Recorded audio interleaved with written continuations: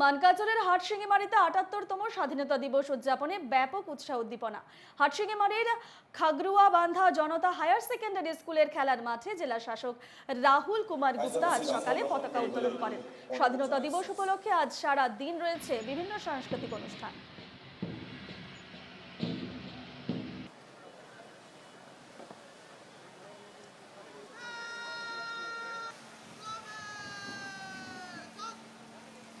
আমরা আরো জানবো, আমাদের সঙ্গে সরাসরি রয়েছেন আমাদের প্রতিনিধি কবির মন্ডল। কবির, মানকাচরে কি ছবি আজ স্বাধীনতা দিবস উপলক্ষে কি কি অনুষ্ঠানের আয়োজন করা হয়েছে? মানকাচরে কি ছবি সেখানকার? হ্যাঁ, দেখো, প্রত্যেক বছর দেখা যায় স্বাধীনতা দিবস হাটশিঙিমারি, যেটা জেলা সদর রয়েছে, সদরের খারুয়াবান্ধা যেটা হায়ার সেকেন্ডারি, জনতা হায়ার সেকেন্ডারি, সেই ময়দানে প্রত্যেক বছর কেন্দ্রীয়ভাবে এখানে স্বাধীনতা দিবস উদযাপন করা হয়। আর এবারও কিন্তু দেখা যাচ্ছে এইভাবে সকাল ৯টার সময় জেলা শাসক ডিসি তিনি এই স্বাধীনতা দিবসের যে রাষ্ট্রীয় পতাকা উত্তোলন করেছে। আর স্বাধীনতা দিবসের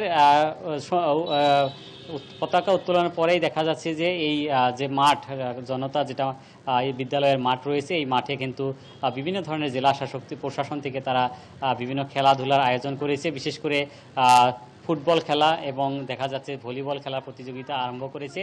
আর জেলা শাসকের অধীনে কিন্তু দেখা যাচ্ছে বিভিন্ন ধরনের সাংস্কৃতিক অনুষ্ঠানও কিন্তু ইতিমধ্যে অনুষ্ঠিত হয়ে গেছে।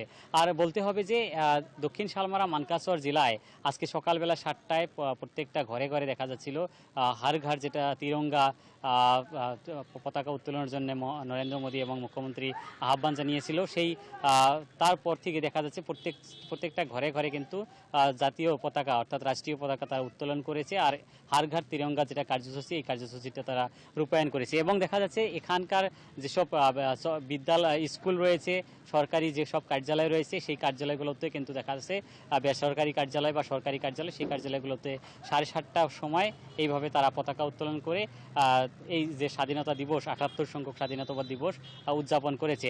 আর দক্ষিণ শালমারা মানকাচর জেলা যেহেতু ভারত বাংলাদেশ সীমান্তবর্তী জেলা, এই জেলাতে প্রত্যেক বছর যেভাবে ধুমধাম করে স্বাধীনতা দিবস উদযাপন করা হয়, এবারও কিন্তু দেখা যাচ্ছে এইভাবে ধুমধাম করে স্বাধীনতা দিবস উদযাপন করা হয়েছে।